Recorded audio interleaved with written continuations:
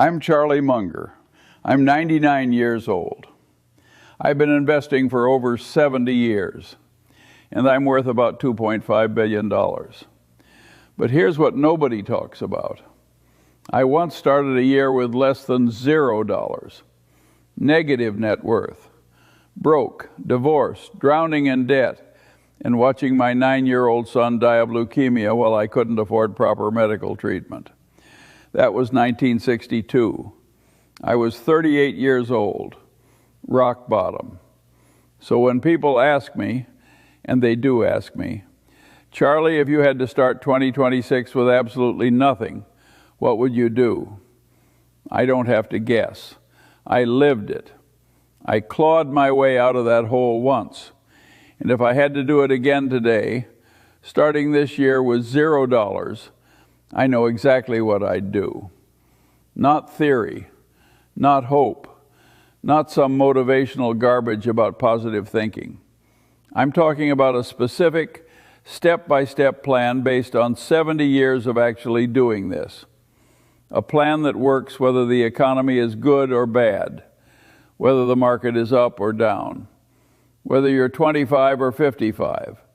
Because here's the truth most people don't understand. Starting with nothing isn't your biggest problem. Your biggest problem is that you don't have a plan. You're making it up as you go. You're copying what broke people do, wondering why you stay broke. I'm about to give you the exact plan I used.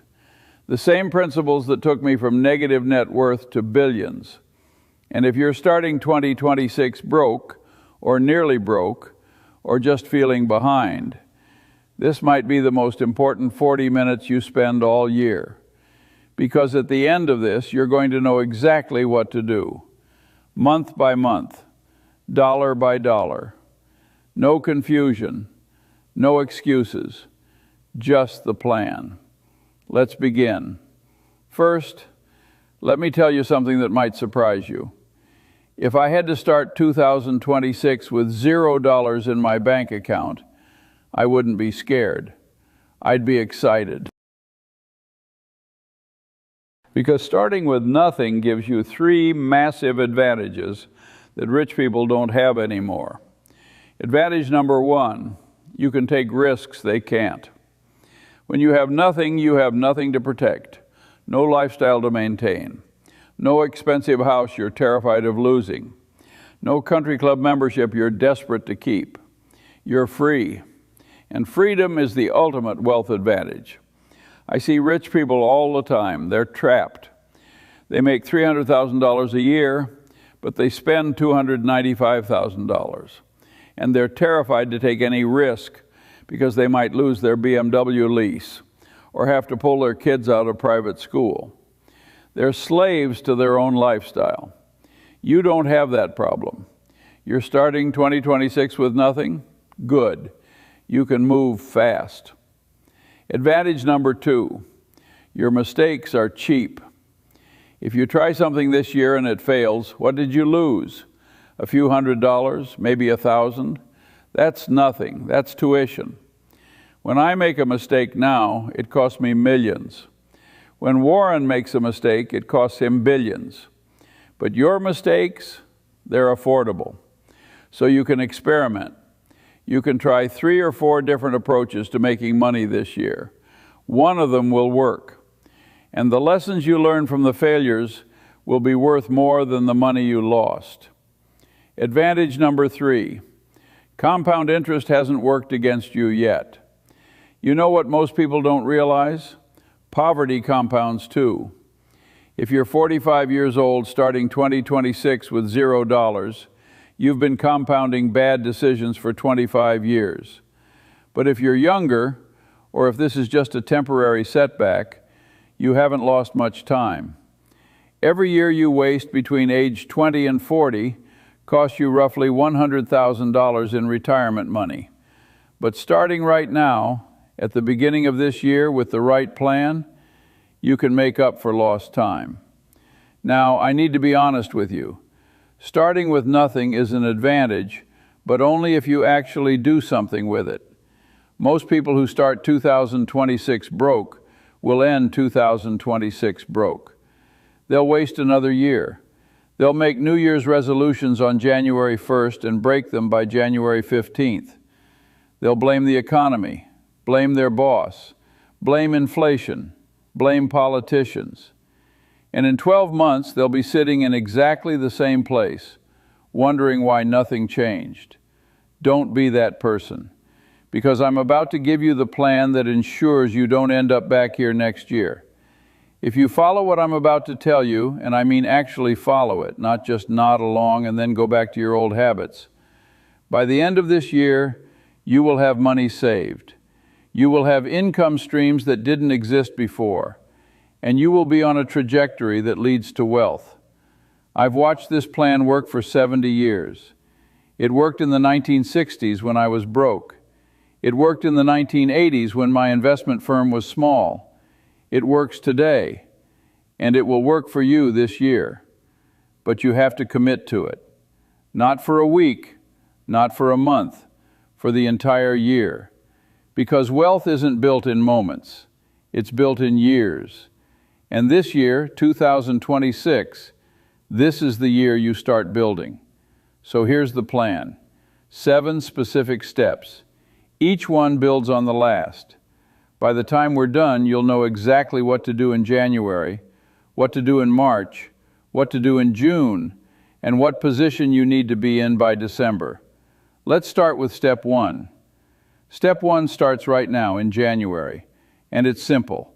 Stop the bleeding. If you're starting this year with $0, it's because money is leaving your life faster than it's coming in. That has to stop immediately. Not next month, not when you feel more stable, today. Here's what I'd do on January 1st if I woke up broke.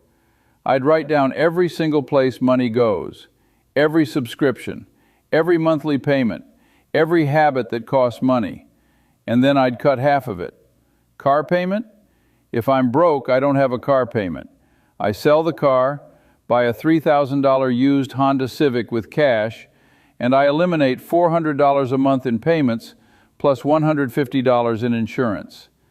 That's $550 a month I just freed up. Over 12 months, that's $6,600. That's not nothing when you're starting from zero. Eating out? Gone. I cook every meal at home. Rice, beans, eggs, chicken, vegetables. Cost me maybe $5 a day. Most people spend that on one lunch. Over a year, that's a $4,000 swing from spending $3,000 eating out to spending $1,800 on groceries. Another $1,200 saved. Subscriptions? Netflix, Spotify, gym membership, whatever else is bleeding $10 here and $15 there, gone. All of it. I can read books from the library for free and do push-ups in my living room. That's another $50 a month, $600 a year. I'm not telling you to live like this forever. I'm telling you to live like this for 1 year, 12 months. And in exchange, you get your financial life back. Most people won't do this. They'll say, I deserve to enjoy life while they're broke. That's why they stay broke. I'm 99 years old and worth billions, and I'll tell you something. The only thing you deserve when you're broke is to stop being broke. Everything else is a luxury you haven't earned yet. So that's January. Stop the bleeding. Cut everything that's not essential. Live on less than you ever thought possible. Because every dollar you don't spend this month is a dollar that starts working for you next month. Step 2. February and March. 2 months dedicated to one thing, earning more money than you've ever earned before. Here's what most broke people don't understand. You can't invest your way out of poverty. If you're starting 2026 with $0, putting $50 a month into index funds isn't going to change your life. Not this year, not next year. Maybe in 30 years, but you need help now. So forget investing for the next 60 days. Your only job is to increase income. If I was starting this year broke, here's what I'd do. First, I'd sell my time at the highest possible rate. That means finding the most valuable skill I have and selling it. Can you write? Offer copywriting services. Can you design? Freelance graphic design. Can you code? Contract software work. Can you speak clearly? Cold calling for commission-only sales jobs. I don't care if it's not your passion. We're not building a career right now. We're building capital. There's a difference. And here's the key. I wouldn't work one job. I'd work 3. Full-time job during the day, whatever pays the most. Freelance work in the evenings, 3 to 4 hours. Weekend gig, driving, delivery, handyman work, whatever adds another $500 a month. Most people will say, that's too hard or I'll burn out. You know what's hard? Being 65 years old and broke. You know what burnout really is? Working until you're 75 because you didn't work hard enough at 35. I'd work 70-hour weeks for 2 months, February and March, 8 weeks of maximum effort, and my goal would be to save $5,000. $5,000 doesn't sound like much, but when you're starting from zero, it's everything. Because $5,000 gives you options. It's your first bit of leverage. It's proof that you can delay gratification, and psychologically, having $5,000 in the bank changes you. You stop thinking like a broke person and start thinking like an investor. So that's February and March. Work harder than you've ever worked. Stack income streams. Save every dollar and hit $5,000 by April 1st. Step 3, April through June. Now we build the emergency wall. Once you hit $5,000, every instinct in your body will tell you to invest it. Don't. Not yet. Because here's what happens to broke people who start investing too early. An emergency hits. The car breaks down. Medical bill. Job loss. And suddenly they have to sell their investments at the worst possible time, usually at a loss, to cover basic expenses. Then they're back to zero, and they quit. I've seen this pattern destroy people for 70 years. They get excited. They invest their first $5,000, and then life happens. And they're done. So instead, from April to June, we're building the emergency wall. That's $10,000 in cash, just sitting there, boring, not growing much, earning maybe 4% in a high-yield savings account. Most investment experts will tell you this is stupid. They'll say, you're losing money to inflation, and that money should be in the market. Ignore them. They've never been broke. They don't understand the psychology of scarcity. When you've been broke, you know that the worst financial position isn't having cash that earns 4%. The worst position is having no cash when an emergency hits. So for 3 months, April through June, the goal is the same as February and March. Maximum income, minimum expenses. Keep working those multiple streams. Keep living lean. But now, instead of saving your first $5,000, you're saving the next $10,000. And here's what's going to happen. By June, you'll have $15,000 total, and something will shift in your brain. You'll stop feeling desperate. You'll stop making decisions from fear. Because $15,000 buys you time. If you lose your job, you can survive for 3 to 6 months while you find a better one. If an emergency hits, you can handle it without going into debt. This is the foundation. This is what every wealthy person has, but nobody talks about. It's not sexy, it's not exciting, but it's absolutely essential. So that's April through June. Build your emergency wall. Get to $15,000 cash. And then, only then, do we start investing. Step 4, July and August. Now we invest. But not the way most people think. If you're starting 2026 with nothing, you're not ready for stocks yet. You're not ready for real estate. You're not ready for crypto or gold or whatever else financial gurus are selling. You're ready for one thing, investing in yourself. Here's what I mean. You have $15,000 saved. $10,000 is your emergency fund. You don't touch that. But the other $5,000, that's your first investment capital. And the highest return investment you can possibly make right now is in your own earning ability. If I was starting this year broke, here's what I'd spend that $5,000 on. 1, skills that increase my income. If I'm making $20 an hour, I'd spend $2,000 on a certification that gets me to $35 an hour. Could be coding boot camp. Could be real estate license. Could be truck driving CDL. I don't care what it is as long as the math works. Spend $2,000 to earn $15 more per hour. That's a 750% annual return on investment. 2. Tools that let me earn money independently. If I can write, I'd spend $1,000 on a good laptop and software. If I can build, I'd buy quality tools. If I can sell, I'd buy inventory. The goal is to own the means of production for my own income stream. 3. Networking and positioning. I'd spend $1,000 going to industry conferences, joining professional groups, taking people to lunch who are where I want to be. This sounds soft, but it's not.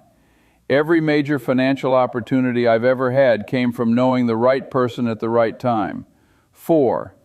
Keep $1,000 as an opportunity fund for deals that pop up, distressed goods you can flip, emergency freelance equipment, whatever. Now, most broke people will say, "But Charlie, I want to invest in stocks."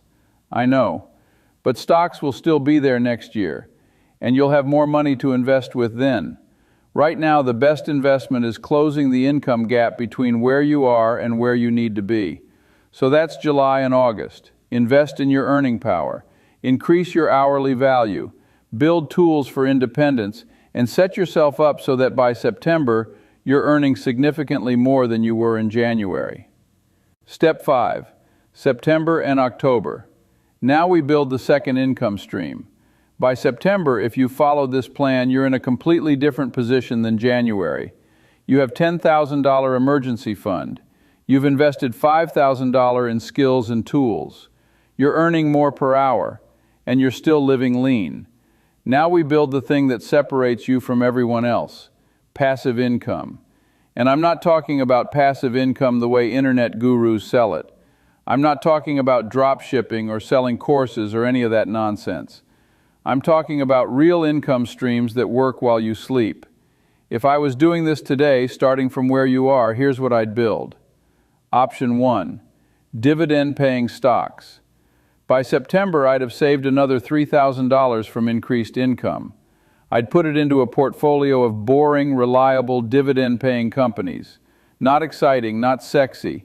Companies that make soap and toothpaste and insurance. Companies that have paid dividends every year for 50 years. At a 4% dividend yield, $3,000 generates $120 per year. That's $10 a month. Sounds like nothing, right? But that $10 you didn't have to work for. And next month you add another $300 to it.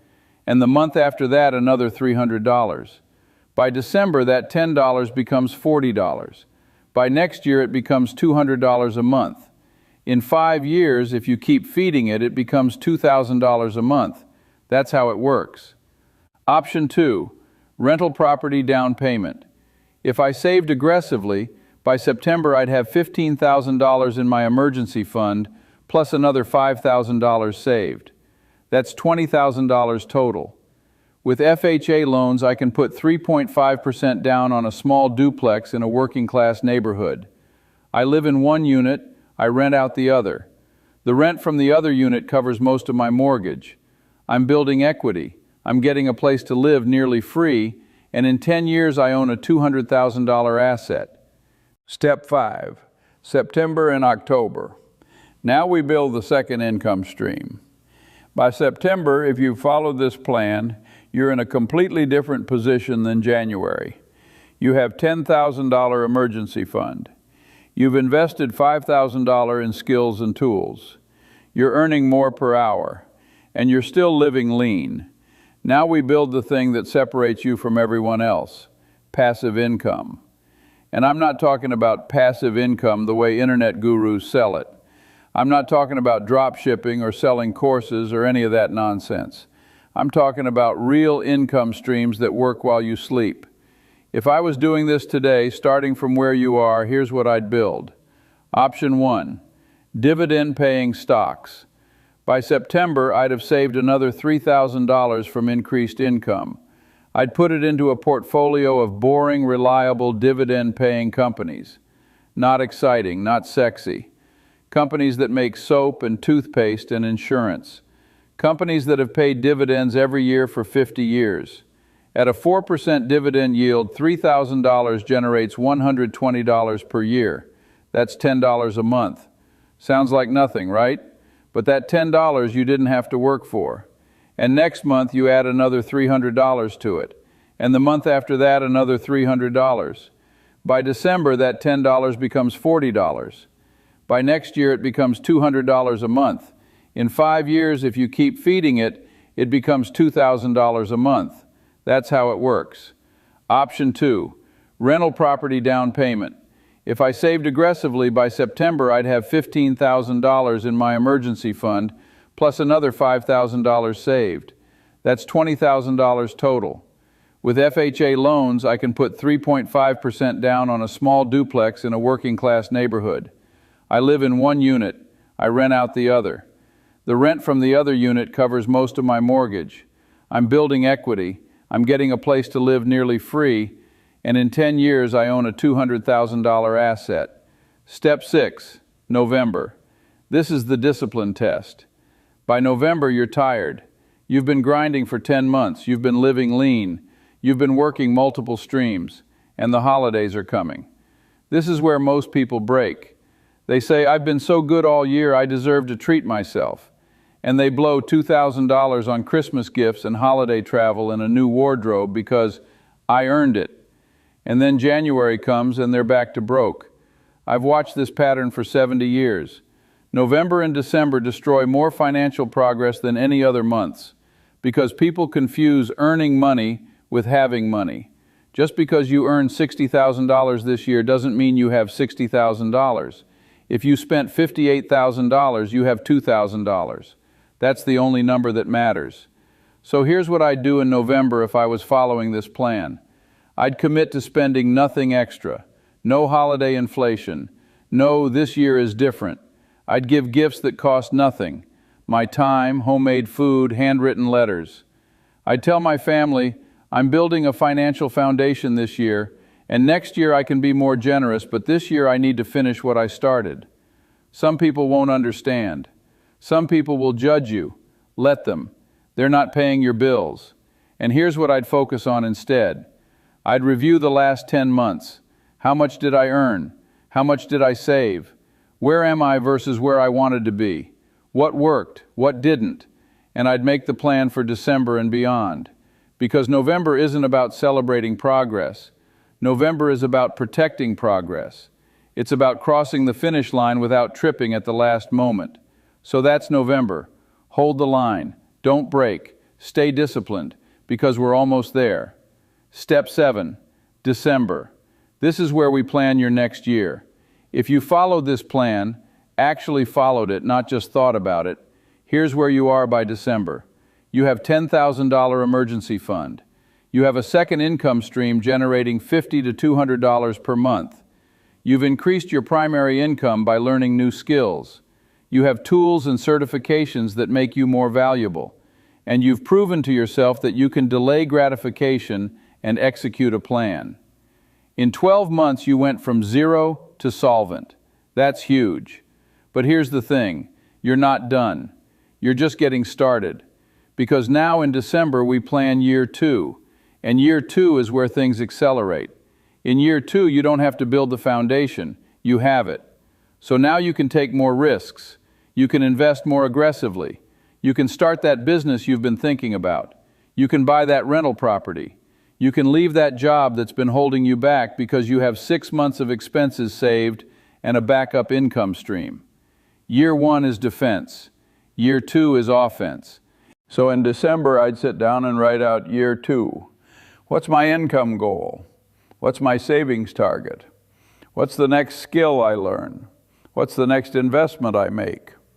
What does my life look like in 24 months if I keep this up? And then I'd commit to it the same way I committed to year 1. Because here's the truth. Most people never start. Of the people who start, most quit in the first 90 days. Of the people who make it 90 days, most break in November and December. But if you're watching this in December and you actually did it, you made it all 12 months. You're now in the top 5% of people who try to change their financial life. You're not broke anymore. You're not desperate. You're not starting over. You're an investor. You're building wealth. And next year, you're going to build even more. That's December. Plan year 2. Commit to the next level and keep going. So that's the plan. 7 steps, 12 months, starting 2026 with $0 and ending it with a foundation for wealth. Let me be very clear about something. This plan works. I know it works because it's the same plan I followed in the 1960s when I was broke. The same principles Warren Buffett followed when he was young. The same approach every self-made wealthy person I know used at some point. But here's the thing nobody wants to hear. Most of you won't do it. You'll watch this video, you'll nod along, you'll say, yeah, that makes sense, and then you'll go right back to doing what you were doing before. You'll keep spending money you don't have on things you don't need. You'll keep hoping something magical happens while you do nothing different. And next year, you'll be sitting in the exact same position wondering why nothing changed. Don't be that person. If you're starting 2026 with nothing, you have a choice right now. You can waste another year, or you can commit to this plan.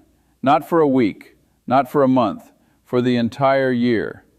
I'm 99 years old. I've been doing this for 7 decades, and I'm telling you, if you follow this plan, in 12 months you will not recognize your financial life. But you have to start. Today. Right now. Stop the bleeding. Increase your income. Build your emergency fund. Invest in yourself. Create a second income stream. Stay disciplined through the holidays. And plan your next year. That's it. That's the whole plan. Now stop watching videos and go do it.